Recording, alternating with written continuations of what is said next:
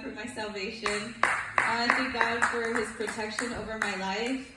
I think out of all places I could be, I'm so thankful that I'm here. And it's only because of God. You know, like many of us, I grew up in a very broken home.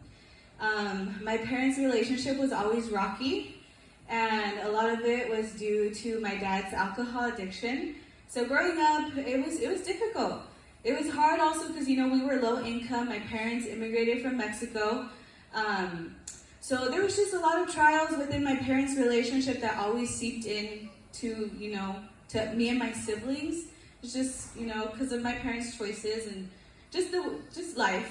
And due to that, I think I tried to find, due to the absence of my father, because he was always in and out of my life, in and out, I tried to find satisfaction in other things of this world. A big way was in a relationship, and that was my senior year of high school. I think I'm opening up a lot more deeply because I haven't shared this before. That was my senior year of high school. And I actually went off to college with this person in Sacramento. Wow. And I tried to find my satisfaction in that relationship. But honestly, that relationship only left me feeling more broken, feeling shame and guilt. Mm-hmm. And it wasn't until, because I grew up Christian. I grew up going to church with my mom. But I never actually had a genuine relationship with the Lord. It was always just going to church on Sundays, never reading my Bible, just making it every single Sunday, but never actually having that genuine relationship with the Lord. So it wasn't until my sophomore year of college where I couldn't hold any more of that brokenness and that shame and that guilt. It was weighing me down so much. I started to get depressed. I started self-harming. I became suicidal, but I thank God for his protection because he placed amazing people in my life.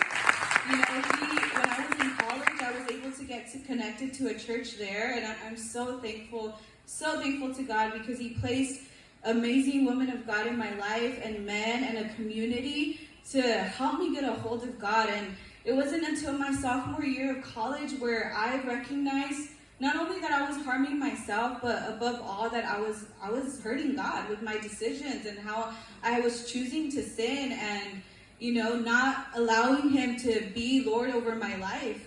And it wasn't until my sophomore year where I truly surrendered my life to Christ and I walked away from that relationship. I let that go.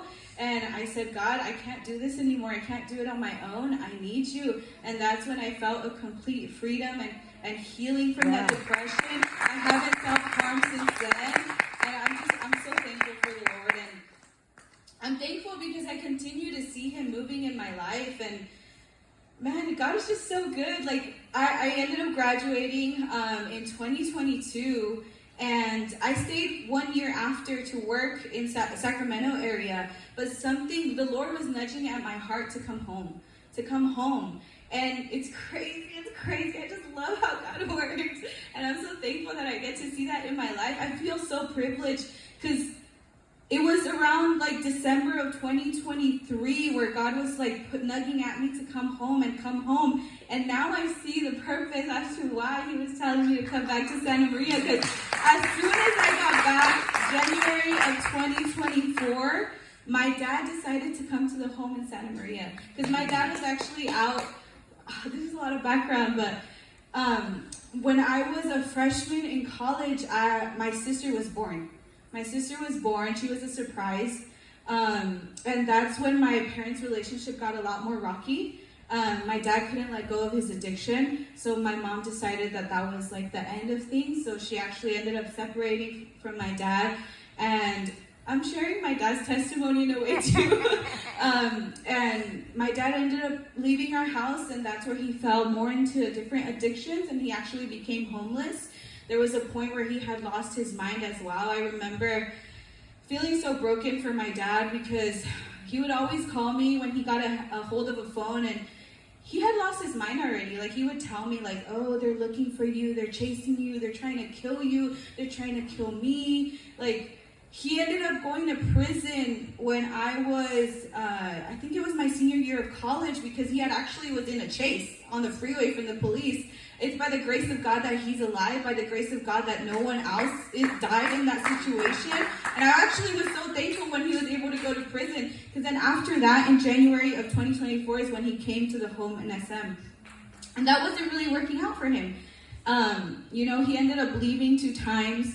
And that's when I ended up taking him to Oxnard, and that was February of 2024. So that's the reason why God brought me back to Santa Maria, because he wanted to use me to support my dad during this transition. And I thank God, because God has just worked a miracle in his life. As soon as he got to the home in Oxnard, in Victory Outreach Oxnard, God just a whole 180 in his life. He's completely sober-minded, and nothing else out in this world could have done that for him but God. So I'm so thankful. All the glory, all the praise, all the honor be to the Lord.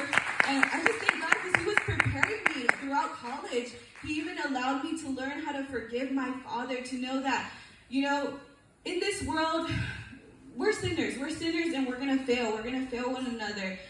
But we have a perfect Father who never fails us. Yeah. So I learned to forgive my dad, and the Lord was preparing my heart for this moment. Now I get to see my dad sober, and he's serving the Lord over there in Oxnard in Alcance Victoria. I'm so thankful that I get to co-labor with my dad. Like, it's such a blessing. Like, God is so good, and it just brings me so much joy. And I'm just thankful, because God had a plan and a purpose for me here, and man, I'm just all praise, all the honor.